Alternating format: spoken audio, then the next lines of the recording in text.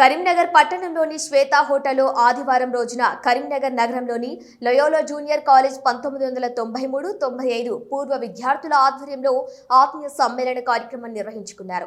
30 సంవత్సరాల తర్వాత పూర్వపు విద్యార్థులందరూ ఒకే వేదికపై కలుసుకోవటం చాలా సంతోషదాయంగా ఉందన్నారు. దేశ విదేశాల్లో స్థిరపడ్డవారు కూడా ఈ వేడుకలకు రావటం ఎంతో సంతోషకరంగా ఉందని పూర్వపు విద్యార్థులు చెప్పారు. ఇక వారి పాత జ్ఞాపకాలు నెమరు వేసుకుంటూ ఆత్మీయంగా ఒకరినొకరు పలకరించుకున్నారు. అదేవిధంగా వీరికి విద్యాబుద్ధులు నేర్పిన గురువులను ఆహ్వానించి వారిని సన్మానించారు. ఈ సందర్భంగా విద్యా సంస్థల చైర్మన్ ఏరువ ఇన్నారెడ్డి మాట్లాడుతూ 30 సంవత్సరాల పూర్వపు విద్యార్థులు కలుసుకోవటం చాలా సంతోషంగా ఉందన్నారు. ఈ వేడుక అపూర్వమైన అనుభూతిని మిగిల్చిందన్నారు. విద్యార్థులు ఫలాలను మేము ప్రత్యక్షంగా ఇప్పుడు చూస్తున్నామని, లయోలా విద్యా సంస్థల ద్వారా వారు వారి కుటుంబాలు అభివృద్ధి చెందిన విధానం వారు చెప్పటం సంతోషకరమన్నారు. మేము విద్యను అందించిన పిల్లలు ఎంతో శ్రద్ధగా విద్యను నేర్చుకొని వారు ఉన్నత స్థితిలో ఉండటం మాకు చాలా గర్వకారణమన్నారు.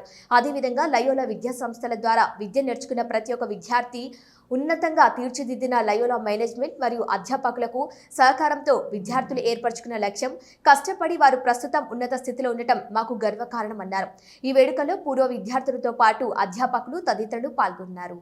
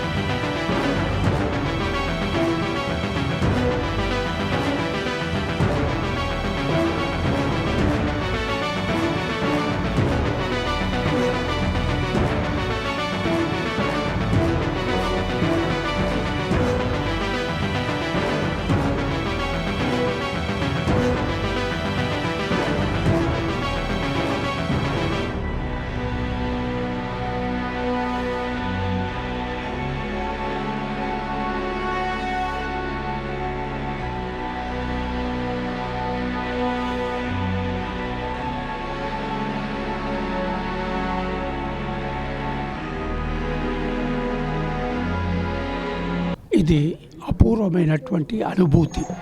30 సంవత్సరాల తర్వాత ఓల్డ్ స్టూడెంట్స్ని కలవటం అనేది ఒక గురువుగా, ప్రిన్సిపల్గా ఎంతో సంతోషకరమైనటువంటి విషయం. ఎందుకంటే ఈరోజు వారి యొక్క ఫలాన్ని మేము చూస్తూ ఉన్నాం. విద్యార్థి దశలో మేము ఎన్నో చెప్తూ ఉంటాం, కానీ ఈరోజు వాళ్ళు చెప్పినటువంటి ఆ యొక్క షేరింగ్ వల్ల వారి యొక్క జీవితంలో లక్ష్యాన్ని ఏ విధంగా సాధించారు అనేది లోయలా స్కూల్ ఎంతవరకు వాళ్ళకి హెల్ప్ చేసింది, వాళ్ళ కుటుంబాలను ఈ విధంగా అభివృద్ధిలోకి రావటానికి సంస్థ, తర్వాత లెక్చరర్స్, మేనేజ్మెంటు ఎలా కృషి చేసింది వాళ్ళు చక్కగా చెప్పారు. అది వీటన్నిటికీ మూలం వారిలో ఉన్నటువంటి ఆ నేర్చుకోవాలనే తపన, కష్టపడేటటువంటి తత్వము మేము వృద్ధిలోకి రావాలి, మాలో ఉన్నటువంటి శక్తి లేక శక్తి సామర్థ్యాలను వినియోగించుకున్నట్లయితే మేము కూడా తప్పకుండా పైకి వస్తాము అనే భావనతోని తెలుగు మీడియం విద్యార్థులైనా కానీ ఈరోజు జీవితంలో వారు అందరితో పోటీపడి ఒక ప్రగతిని సాధించారు. ఆ యొక్క తమ లక్ష్యాన్ని నేర్చుకున్నారు. అది ఒక అనుభూతి, ప్రేరణ.